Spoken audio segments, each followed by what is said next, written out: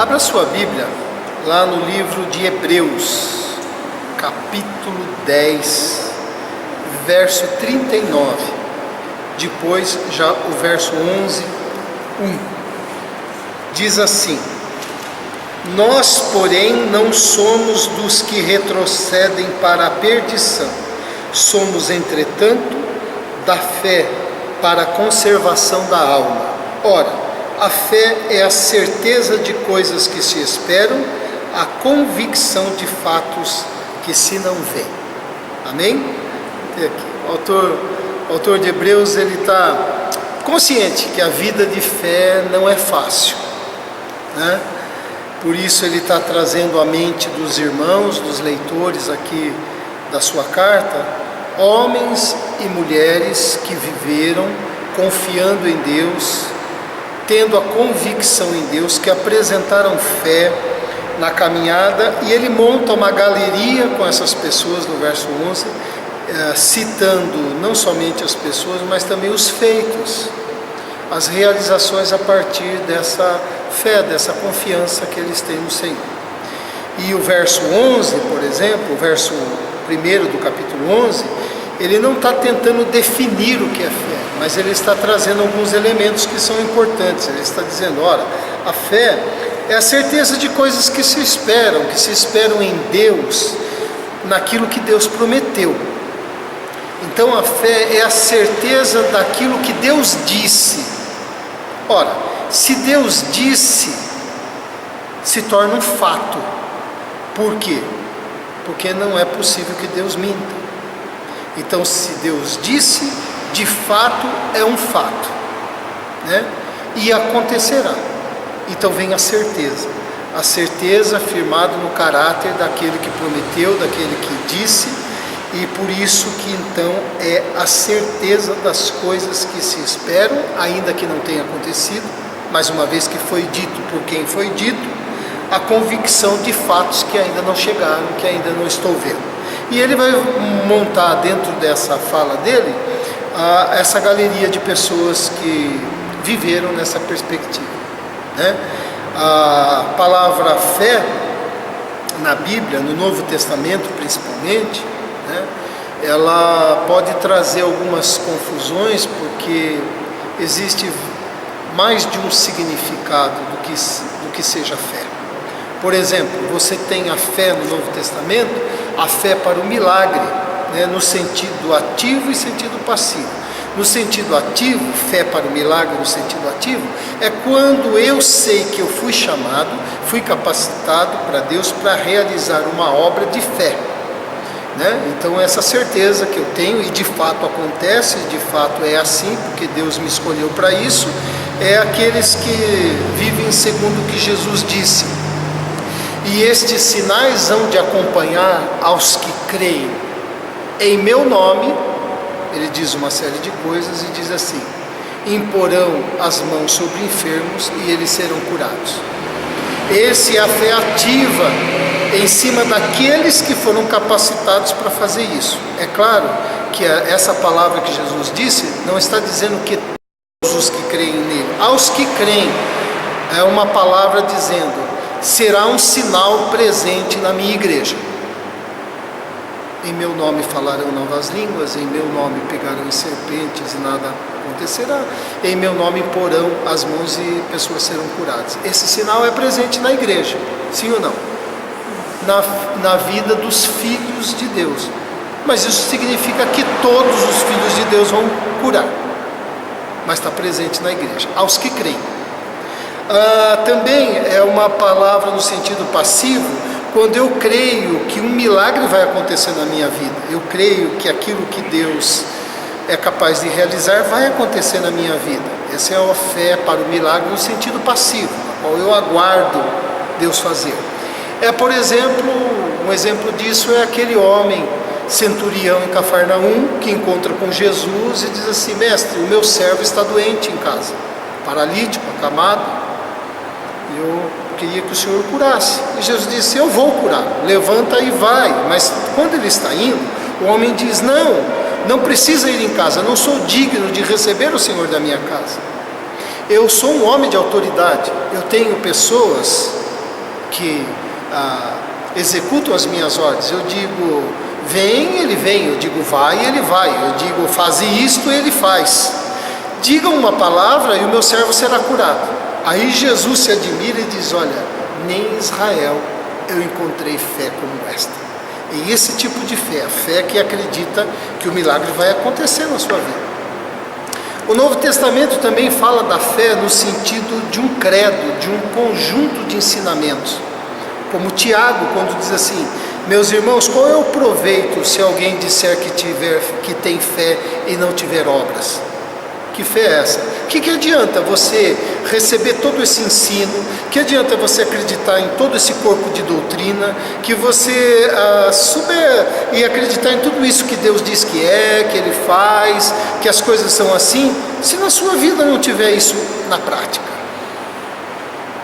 Esse sentido da fé no Novo Testamento.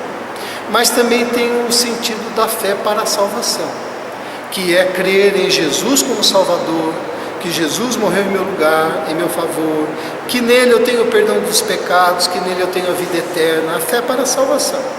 Então veja que a mesma palavra fé tem alguns significados. O fé no sentido do milagre, a fé no sentido de um corpo de doutrina, a fé para a salvação. Eu queria compartilhar hoje 3 implicações para a nossa fé, não no sentido da salvação, mas no sentido dessa confiança em Deus, nessa convicção nele enquanto a gente vive, no dia a dia, na nossa caminhada.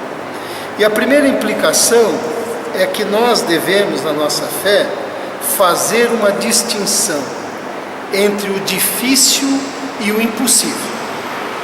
Dizer nada é impossível é uma coisa, dizer nada é difícil é outra. Dizer nada é impossível ao que crê é uma verdade que se sustenta pela palavra. Nada é impossível ao que crê. Dizer nada é difícil ao que crê é uma mentira.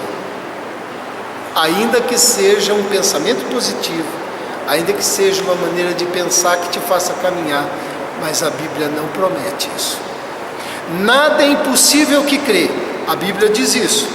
O próprio Deus diz isso, Jesus disse isso. Nada é difícil ao que crê? Não. Quem crê e é discípulo de Jesus passa por coisas difíceis. Né? Vê a distinção? A Bíblia fala assim, que existe língua difícil, casos difíceis, muitas coisas difíceis de compreender, coisas difíceis para entender e para explicar. Dias difíceis, tempos difíceis, causas demasiadamente difíceis, fardos demasiadamente difíceis de carregar, e aí vai. Então a Bíblia está falando que para o ser humano, ele está rodeado de coisas difíceis. Difíceis por causa da nossa limitação, por causa da nossa força, por causa da nossa fragilidade, por causa da nossa compreensão limitada, mas não impossíveis, por causa do Deus que a gente serve. É o que Deus disse para Abraão quando o visitou, dizendo que ele teria um filho. Por acaso há algo demasiadamente difícil para o Senhor? Deus disse isso para Abraão. Daqui 1 ano, Sara terá um filho. É difícil para mim, mas não é impossível para Deus. Por isso que há certos períodos na vida extremamente difíceis. É só lembrar de Jó. Perdeu os filhos, perdeu a família, perdeu os bens, ficou coberto de doença. Foi fácil, como na nossa vida. Há certas coisas demasiadamente difíceis, às vezes nas finanças, às vezes no relacionamento, às vezes no lar, às vezes na saúde, às vezes na frustração que a gente enfrenta, às vezes numa tragédia que chega. Pode ter tempos difíceis, como Paulo disse, de uma corrupção generalizada. A gente vive muito próximo disso nos nossos dias. Então não dá para negar que o difícil se apresenta. Mas fazer o que a gente está vendo com isso, não faça do difícil o impossível para Deus. É difícil para você, mas não é impossível para Ele. Então, uma distinção que a gente tem que fazer na nossa fé. Não é porque se apresentou algo difícil que é impossível de Deus mudar. Mas se eu não crer nisso, onde fica a minha fé? Onde fica o meu Deus? Né? Outra implicação, compreender que há circunstâncias especiais de oração. A oração está certo, é uma caminhada diária que a gente tem com Deus, um relacionamento com Ele, uma conversa, é uma caminhada mesmo de quem crê em Deus. A gente deve orar como prevenção, por exemplo. Vigiai e orai para que não entreis em tentação. Então Jesus está ensinando que a gente deve orar de maneira preventiva, né? Paulo vai dizer para a gente orar sem cessar. Mas pastor, como é que faz isso? Olha, Paulo está dizendo isso quando o nosso interior, o nosso pensamento se transforma numa oração constante. A gente está o tempo todo pensando em como Deus quer, falando com Ele, agradecendo Ele. Isso se torna um hábito, uma prática no nosso pensamento. Enquanto estou acordado, estou orando, né?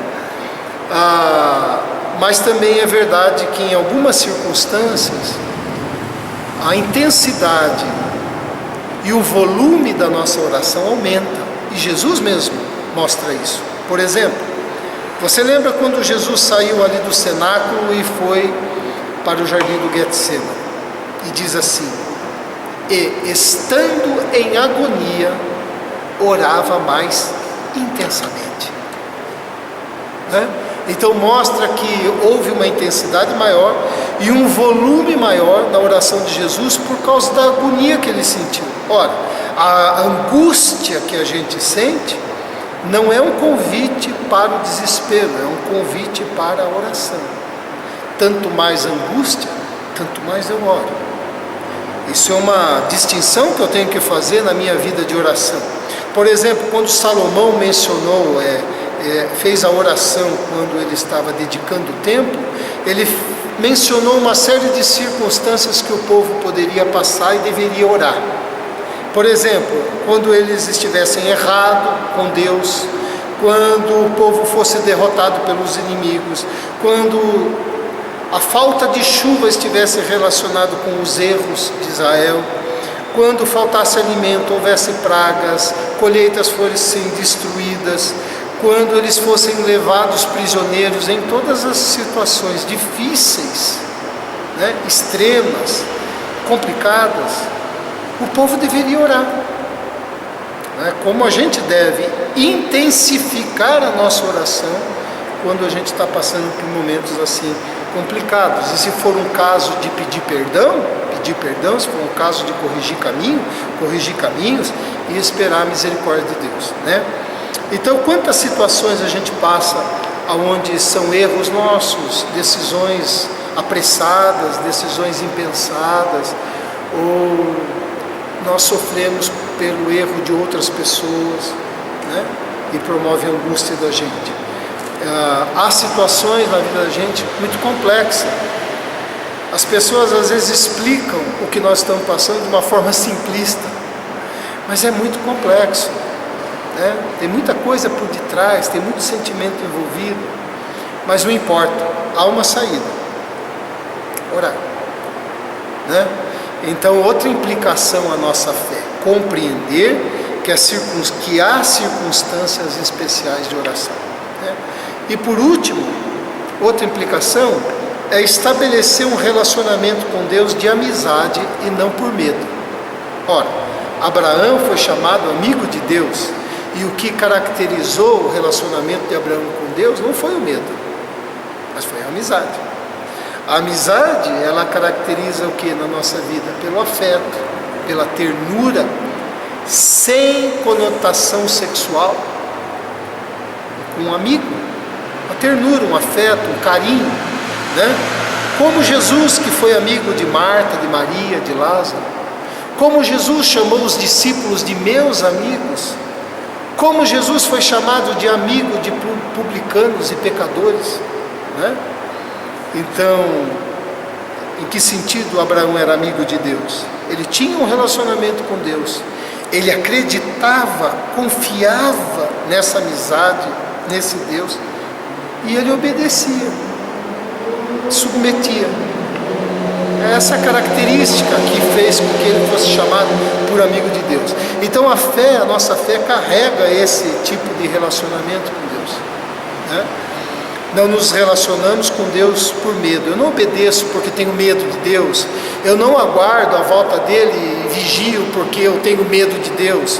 Eu não sirvo a Deus com base no medo. Se eu não servir, algo vai acontecer. Se eu não orar, algo vai acontecer. Não. Meu relacionamento com Deus é por amor. Eu oro porque eu amo.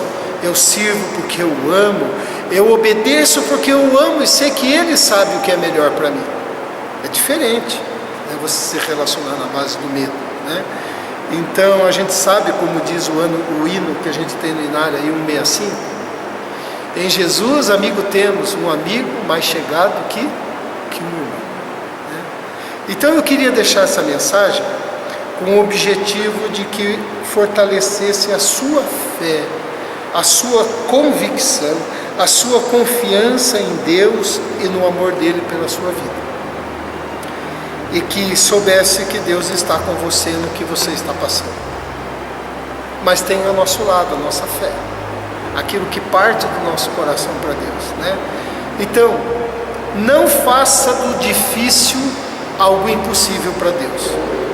É uma implicação na fé. Ore sempre por prazer de estar com Deus, mas compreenda que as circunstâncias especiais de oração. Estabeleça um relacionamento com Deus de amizade e não de medo, lembrando que Deus é um Deus de amor. Amém? Que essa palavra possa fortalecer você, sua vida, sua convicção e sua caminhada com o Senhor. Pai querido, nós te louvamos pela tua palavra, te louvamos pela possibilidade que o Senhor nos dá de nos aproximarmos e termos um relacionamento onde o fardo é leve e suave, como Jesus disse, sendo trilhado pela fé, pela confiança, pela convicção de quem o Senhor é e do teu amor por nossas vidas. Eu peço a Deus que essa palavra possa fortalecer todo aquele que ouvir, receber com a leveza, com a graça, com o favor do Senhor no coração, tornando cada um de nós, Senhor, mais firmes e convictos para enfrentar tudo aquilo que se apresenta em nossa vida e agradecer por toda a vitória e por tudo que chega como um bem nas nossas vidas e procede das mãos do Senhor. Obrigado, Deus, nós te louvamos, te agradecemos em nome de Jesus. Amém. Amém? Deus abençoe.